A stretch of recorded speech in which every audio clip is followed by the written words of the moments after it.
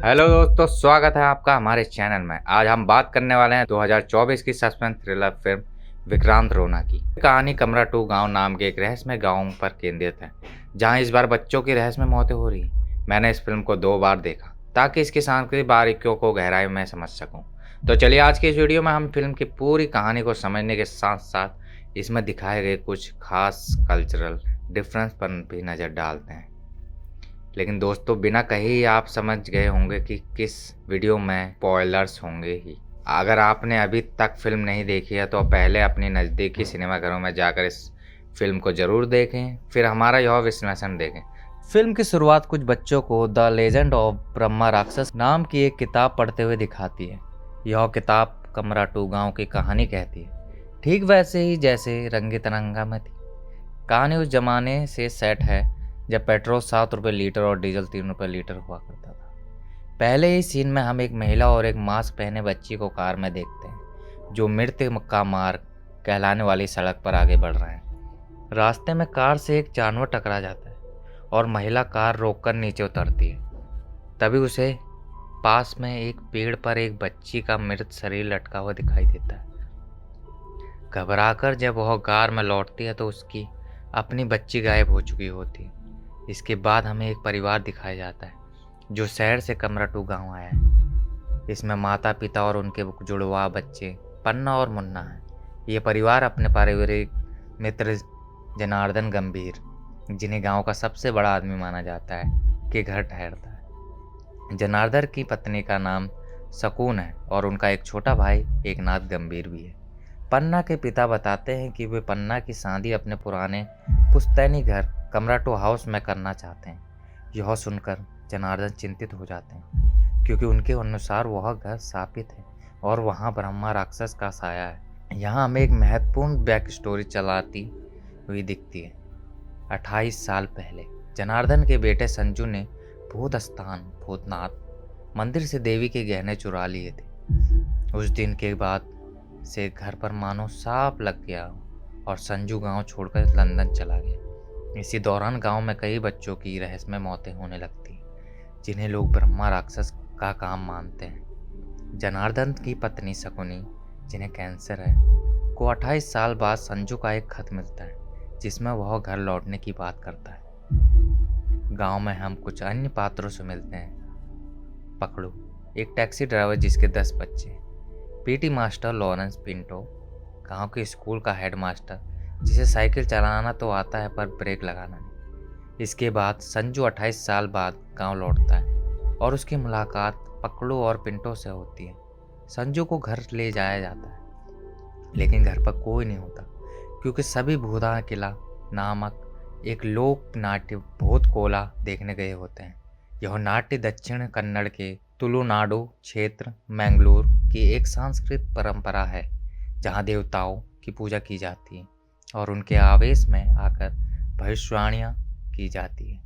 इस परफॉर्मेंस के दौरान एक बूढ़ी औरत अचानक आवेश में आकर चिल्लाती है कि खून की नदियां बहने वाली है। संजू शॉर्टकट से घर पहुंचता है, जहां उसकी मुलाकात पन्ना से होती है और दोनों एक दूसरे के प्रति आकर्षित होने लगते हैं। अगले दिन गांव के कुएं के पास इंस्पेक्टर की बिना सिर वाली लाश लटकी मिलती है। जनार्दन इसे ब्रह्मा राक्षस का काम बताते हैं और कहते हैं कि संजू को घर में नहीं रहना चाहिए, क्योंकि उसके पाप का खामियाजा पूरा गांव भुगत रहा है। इस केस की जांच के लिए एक नया इंस्पेक्टर विक्रांत रोना गांव आता है। उनके साथ उनकी छोटी बेटी गुड्डी भी है। गांव पहुंचने से पहले जंगल में उनकी जीप का टायर फट जाता है और वहां उन्हें कुछ अजीब आवाज़ें सुनाई देती है। रोना की पत्नी रेणु गांव में ही है। रोना जांच शुरू करते हैं।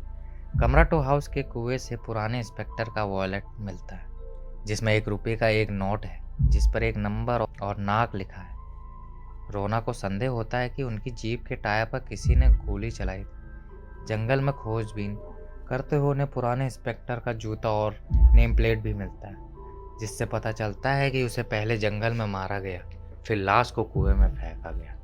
इसी बीच एक और बच्ची वात्सल्य की लाश पेड़ पर लटकी मिलती। उसकी हाफ पैंट पर गग्गड़ नित्या का एक घड़ा की जाएगी लिखा होता है। यह वाक्यांश रंगी तिरंगा से जुड़ा एक डरावना मंत्र है, गांव में मरे बच्चों की संख्या 16 हो जाती है। वहीं बूढ़ी औरत देव फिर से आवेश में आकर सीधे संजू की तरफ इशारा करती है। इससे घबरा कर पूरा परिवार कमरा 2 हाउस खाली करके जनार्दन के घर शिफ्ट हो जाता है। पता चलता है कि देव का पूरा परिवार 28 साल पहले मारा गया था।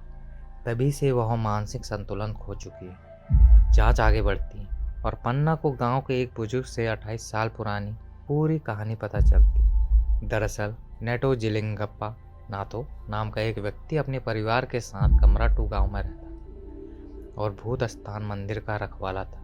उसके परिवार में पत्नी, 2 बेटे माधव और राघव, एक नवजात बेटी और माँ देवी थी। परिवार गरीब और अनपढ़ था। नए हेडमास्टर के कहने पर माधव और राघव स्कूल जाने लगे, लेकिन वहां उन्हें अमीर घर के बच्चों, खासकर जनार्दन के छोटे बेटे संजू के द्वारा प्रताड़ित किया जाता था। एक दिन संजू ने शरारत में मंदिर से देवी के गहने चुरा लिए। पूरे गांव ने और अब नेटो के परिवार पर लगा दी। गांव के बड़े परिवारों ने नेटो के परिवार को बर्बरता से पीटा, उनका घर जला दिया।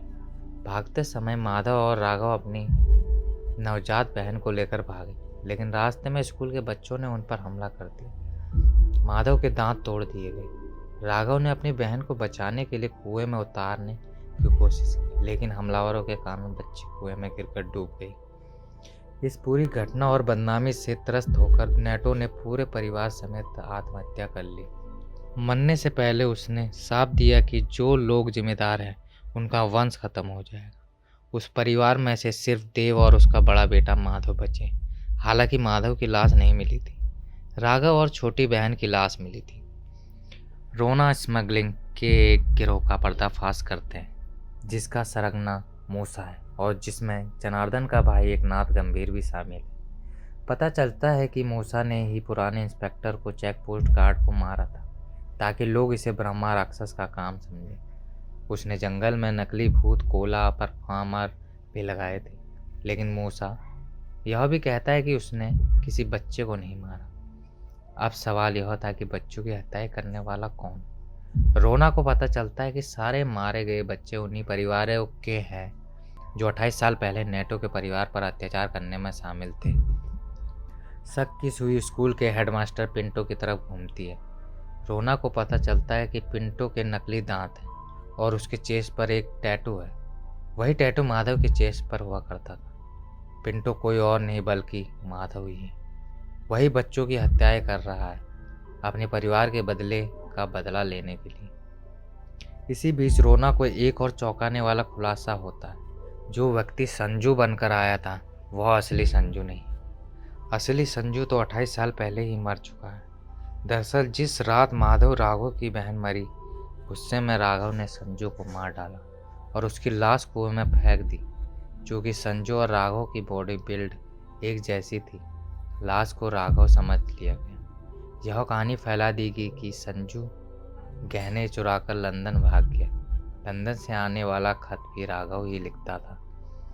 यानी गांव में जो संजू बनकर आया है वह असल में राघव है। वह और उसका भाई माधव पिंटो मिलकर बदला ले रहे हैं। राघव झूठा संजू ने पन्ना के साथ रिश्ता भी बनाया, जबकि उसका भाई उसके होने वाले ससुराल वालों के बच्चे को मार रहा था। इस पूरे केस का रोना से एक व्यक्तिगत कनेक्शन भी सामने आता है। कुछ हफ्ते पहले रोना की पत्नी रेनू और बेटी गुड्डी एक शादी में शामिल होने कमरा 2 गांव आई थी। वापसी में उनकी कार का एक्सीडेंट हो गया। रेनू कोमा में चली गई और गुड्डी गायब हो गई। फिल्म की शुरुआत में जिस महिला और बच्चे को दिखाया गया था वे रेनू और गुड्डी ही थी।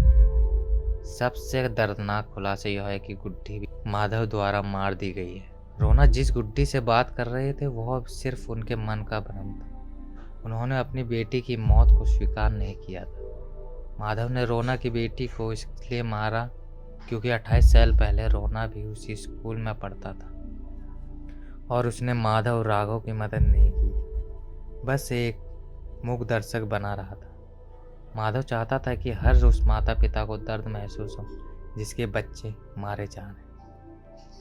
अंतिम संघर्ष भूत स्थान मंदिर में होता है। रोना माधव पिंटो और राघव झूठा संजू का सामना होता है। एक जंग के बाद रोना माधव को मार देता है। और घायल राघव को गहरे कुएं में गिरा देते हैं। रोना पन्ना और मुन्ना को बचा लेते हैं। फिल्म का अंत एक भावनात्मक नोट पर होता है। राघव की सच्चाई संजू की मां शकुनी को नहीं बताई जाती। उन्हें यही लगता रहता है कि उनका बेटा संजू जिंदा है। रोना अपनी बेटी के बदले का बदला लेकर दोनों किलर्स को ख़त्म करके गांव से विदा हो जाते हैं।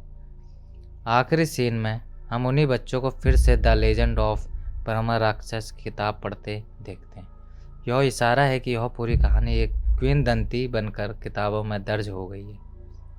दोस्तों, जैसा कि मैंने शुरुआत में कहा, मैंने यह फिल्म देखी ताकि संदर्भों को समझ सकूं। भूत कोला का पूरा अनुष्ठान देवी देवताओं में विश्वास और सामूहिक भय की भावना को कन्नड़ संस्करण में ज़्यादा प्रामाणिकता से दिखाया गया है। यह फिल्म स्थानीय लोक कथाओं और आधुनिक सस्पेंस को बहुत ही दिलचस्प तरीके से जोड़ती है। हालांकि फिल्म की पटकथा कहीं कहीं लंबी खींच गई है, लेकिन फिल्म का ट्विस्ट वाकई देखने लायक है। अगर आपको रंगी तरंगा और साइकोलॉजी थ्रिलर पसंद है तो यह फिल्म आपको जरूर देखनी चाहिए। बस ध्यान रहे, यह सीधे सस्पेंस से भरपूर है और आपको एक बार नहीं बल्कि बार बार झटके देगी। तो दोस्तों, आपको यह विश्लेषण कैसा लगा कमेंट में ज़रूर बताइए। अगर आपने फिल्म देखी है तो आपको पसंदीदा पल कौन सा था। अगर आपको इसी तरह की गहन विश्लेषण वीडियो पसंद है तो चैनल को सब्सक्राइब जरूर करें और बेल आइकन दबाना ना भूलें ताकि आपको ऐसी कंटेंट और नोटिफिकेशन मिलते रहे। आपका एक लाइक और शेयर हमारा हौसला बढ़ाता है। फिल्मों और उनकी संस्कृति पर गहरी बात करेंगे। अगले वीडियो तक के लिए धन्यवाद।